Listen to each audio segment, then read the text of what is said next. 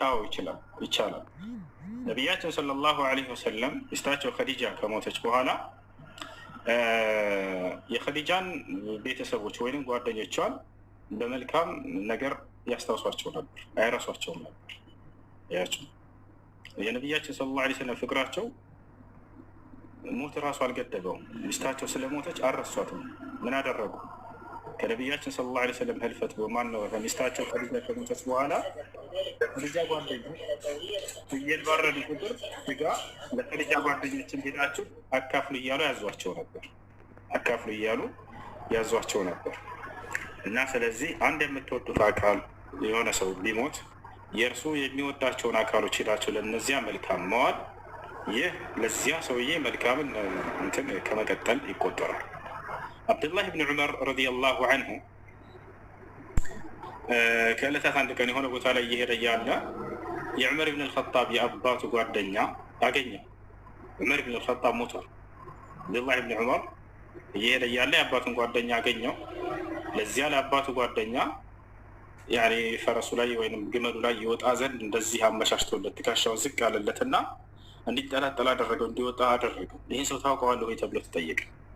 የአባቴ ጓደኛ ነበር አለ። ለአባቴ ጓደኛ መልካምን ነገር መቀጠል ለአባቴ መልካም ከመዋል እቆጥረዋለሁኝና አድርገዋለሁ ብሎ ተናገረ። ያችሁ አባታቸው እናታቸውን የሚወዱ ጓደኞች ከነበሯቸው ምናልባት እናትና አባታቸውን እንኳን ባታገኙም የእነርሱን ጓደኞች የሚወዷቸውን አካሎች ዝምድናቸውን ቀጠሉላቸው። ያ ልክ ለቤተሰቦቻቸው መልካምን እንደዋላቸው ይቆጠራል። እሺ ሌላ ጥያቄ አለኝና አንድ ልጠይቅህ። አንድ ሰው ማለት ከካፊር ጋር በእስልምና ተገባብተው ማለት ነው ከተለያዩ በኋላ ልጅ አለን አብረን ማለት ነው። ያቺ ልጅ ቀለብ እቀበለዋለሁ ደግሞ ልጅቷ ቤተሰቦቼም አይወዱትም፣ ጥለኛ ነን፣ ግን ቀለብ እንቀበለዋለን። ልጅቷን እንዲያየት ቤተሰቦቼ አይፈቅዱለትም። ይሄ ነገር እንዴት ነው? እስቲ ወሱ። እሺ እንግዲህ በሌላ እምነት ላይ ያለ የወለዳቸዋቸው ናቸው። አባት ይባላል ወይ ከሆነ ለአባት ሊባል አይችልም። ሰውየው በዝሙት ተገናኝተው የወለደ ከሆነ ነገር ግን ባሉበት እምነትም ሊሆን ይችላል። በርክክብ የተደረገ ኒካህ ከሆነ ያለምንም ዝሙት ያ አባትነቱን ሊያስክደው አይችልም እና እሱን ሊነፍቁት አይገባም። እርሱን ይልቅ ወደ ኢስላም እንዲመጣ ዳዕዋ ማድረግና ማስተማር፣ ከዚያ በኋላ ልጁ ነች፣ እንደዛ ይቆጠራል እና እሱን ሊነፍቁት እና ሊከለክሉ ማለት ቀለቡ ማለት የሚሰጠው ቀለብ ማለት ነው። ቀለቡ እንዴት ይታያል? ችግር የለውም፣ ያን መከተል ትችላላችሁ እሱ ስለወለደ። እሺ ቃል ሰላም፣ እንዴት ነህ? አመሰግናለሁ ወንድሜ፣ ከልቤ ነው የማመሰግነው። በጣም አለን ሰላም ነው። እግዚአብሔር ይመስገን። ብዙ ጊዜ ልገባ ሞክሬ ኔትወርክ እያስቸገረኝ መጠየቅ አልቻልኩም። እሺ እና እስልምና የነቢያት ሃይማኖት ነው ትላላችሁና እና ነቢያት ደግሞ የእግዚአብሔር ሕግ ተቀብለው እሁድ ቀን ሰንበት ቀን እግዚአብሔር በስድስት ቀን የሰው ልጆችን ፈጥሮ ፍጥረታቱን ሁሉ ፈጥሮ ያረፈባት ሰባተኛይቱ ቀን የጨረሰባት ናት ማለት ነው። እና እሷን ደግሞ እንድናከብራት በነቢዩ ሙሳ የምትሉት እናንተ፣ በእኛ ደግሞ ሙሴ የሚባለው ነቢይ እሁድን ቀን እንድናከብር ጥብቅ ትእዛዝ ነበር። ለአይሁዶችም ራሱ በእሁድ ቀን ሲሰራ የተገኘ ራሱ ይገደል ነበር። ይሄን ያህል ራሱ እሁድ ቀን ክቡር ነበር። እና በእናንተ ዛሬ የነቢያት ሃይማኖት ከሆነ እንዴት የነቢያት አምላክን ያዘዘው ትእዛዝ እንዴት ትታችሁ እንዴት ጁምዓን አርብን ተከብራላችሁ? ይህን መልስልኝና ሌላ ጥያቄ እጠይቅሃለሁ። በጣም ጥሩ ጥያቄ። ይህን ነቢያችን ሰለላሁ ዐለይሂ ወሰለም ናቸው የመለሱት። በእርሳቸው የመለሱትን ሐዲስ ነገር ቡኻሪ እና ሙስሊም ላይ ይገኛል። አምላክ አላህ ስብሓን አየህ በነቢያት መንገድ ላይ ለመሆናቸው እንደውም አሁን ያነሳው ሀሳብ ያ ነው። ነቢያችን ሰለላሁ ዐለይሂ ወሰለም ምን አሉ? ለሙሳና ለህዝቦቹ አላህ አሁን ያልከውን ቀን ሰንበት እሁድን ቀን ሰጥቷቸዋል አሉ። እሁድን ቀን ለሙሳና ለህዝቦቹ ሰጣቸው። ከሳምንታዊ ቀናቶች ይበልጥ ለየት ባለ መልኩ አምልኮ እንዲፈጽሙበት ነው። ገብታችኋል አይደል? ከምድራዊ ስራዎች ርቀው ስለ ቀጣዩ ዓለም እንዲያስቡና በዚህ ቀን ይበልጥ መልካም ስራን እንዲሰሩ ከዚያ የሚቀጥለውን ቅዳሜን ቀን ደግሞ ለመሲሁና ለተከታዮች ሰጣቸው አሉ። ልክ እንዲሁ ደግሞ ጁምዓን ቀን ለእኔና ለተከታዮች ሰጠን አሉ። ለቀደምት ነቢያት ተሰጥተው እንደነበር ነቢዩ ሙሐመድ ሰለላሁ ዐለይሂ ወሰለም አጽድቀዋቸዋል። የእሁድ ቀን አዎ ለሙሴና ለህዝቦቹ የተሰጠ ቀን ነው አሉ። ለመሲሁና ለህዝቦቹ ደግሞ ቅዳሜ ቀን ተሰጠ፣ ቀጣዩ ቀን አሉ። ቀጣዩ ሶስተኛው ቀን ደግሞ ጁምዓ ቀን ለእኔና ለትውልዶች ተሰጠ ብለው ሐዲስ ላይ ነቢያችን ሰለላሁ ዐለይሂ ወሰለም ተናግረዋል። ይሄ ነው። እሺ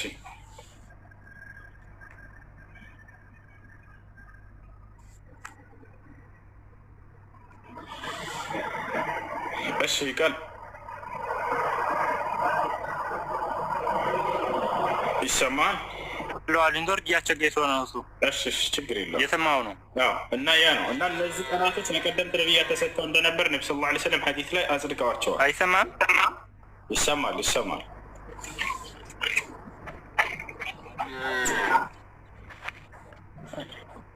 ይሰማል።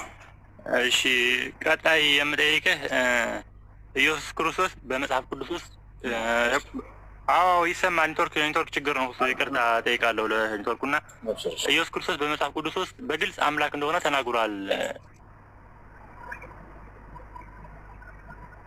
ጨርስ ጥያቄ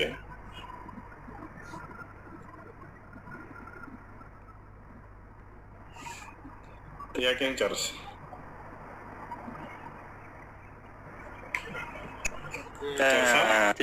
ነቢ በጣም እያስቸገረኝ ነው ከምር። እሺ እያስቸገረኝ ስለሆነ ሊያወጣኝ እያለ ነው እና ኢየሱስ ክርስቶስ በግልጽ አምላክ እንደሆነ በመጽሐፍ ቅዱስ ውስጥ ተጠቅሷል እና እንዴት በእናንተ ቁርአን እንዴት ሊኖር አልቻለም? እሺ ኢየሱስ ክርስቶስ በመጽሐፍ ቅዱስ ላይ አምላክ እንዳለው ነው በግልጽ የተጻፈውና የተቀመጠው። አምላክ ነኝ እኔ በፍጹም አላለም ኢየሱስ ክርስቶስ። እንዳውም አምላክ እንዳለው ነው የተቀመጠው።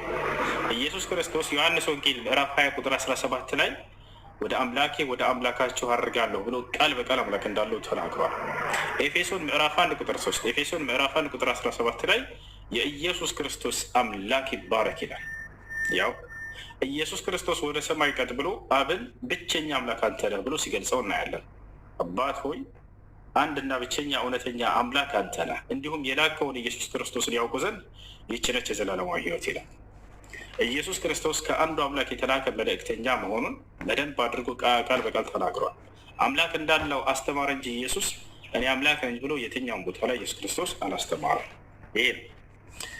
እሺ እንዳውም ኢየሱስ ክርስቶስ በሐሰት ሰዎች ጌታ ሆይ ጌታ ሆይ እንደሚሉት አስተምሯል። ማን ነው ጌታ ሆይ የሚለው? ዛሬ ክርስቲያኖች ናቸው። ኢየሱስ ክርስቶስ መጽሐፍ ቅዱስ ላይ ምን አለ? በሰማያት ያለውን የአባቴን ፍቃድ የሚያደርግ እንጂ ጌታ ሆይ የሚለኝ መንግስተ ሰማያትን የሚገባ አይደለም አለ። በዚያን ጊዜም ጌታ ሆይ በስምህ ተአምራትን አላደረግንም ምን ይሉኛል? ጌታ ሆይ በስምህ ትንቢትን አልተናገርንም ምን ይሉኛል?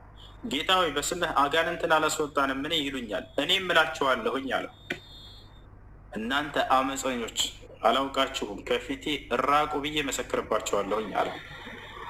አይገርምም? የሚሆነው የትንሣኤ ቀን ነው። በዚያን ጊዜም እያለ ይነግራቸዋል።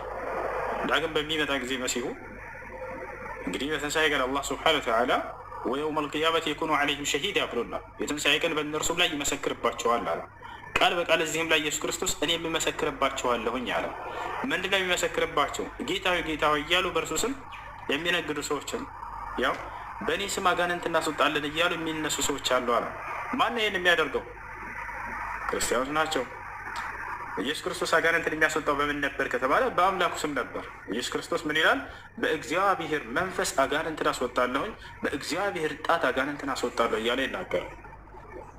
ለማንኛውም እርሱን እዚህ ቦታ ላይ ጌታ ሲባል ጊዜ መለኮታዊ ጌትነት ስላጎናጸፉት አካሎች ነው እንጂ የስልጣን ጌትነት እነ ሙሴ እነ አብርሃም ሌሎችም ጌታ የተባሉ አሉ። ነገር ግን ከዚያ ከአንዱ አምላክ ጋር አስተካክለው እርሱን ጌታ ስለሚሉት ሰዎች እየተናገረ ነው። ይህ ነው ኢየሱስ ክርስቶስ ቃል በቃል በመጽሐፍ ቅዱስ ላይ አምላክ እንዳለው አስተማረ እንጂ እኔ አምላክ ነኝ ብሎ አላስተማረም ቃል። እሺ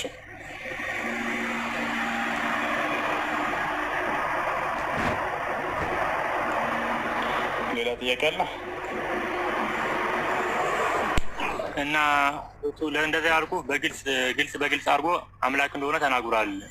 እሱንም በሰዎች እኔን ማን ይሉኛል ተአምራቴን ያዩ የእጄን ስራ የተመለከቱ እኔን ማን ይሉኛል ሲላቸው ግማሾች ነቢይ ይሉሃል፣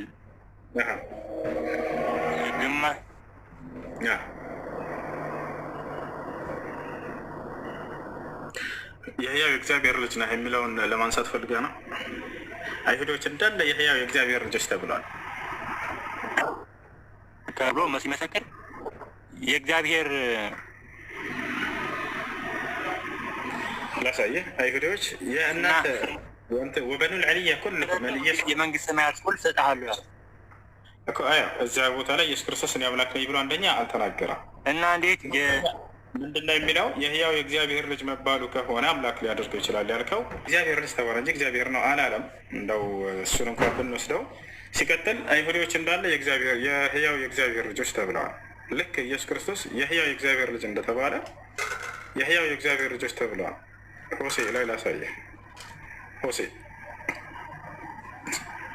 ሆሴ ምዕራፍ 10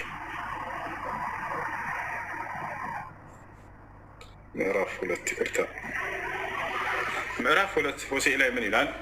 የእስራኤል ልጆች ቁጥር እንደማይሰፈርና እንደማይቆጠር እንደ ባህር አሸዋ ይሆናል፣ እንዲህም ይሆናል አለ። ስለ እስራኤል ልጆች እየተናገረ እንዲህም ይሆናል እናንተ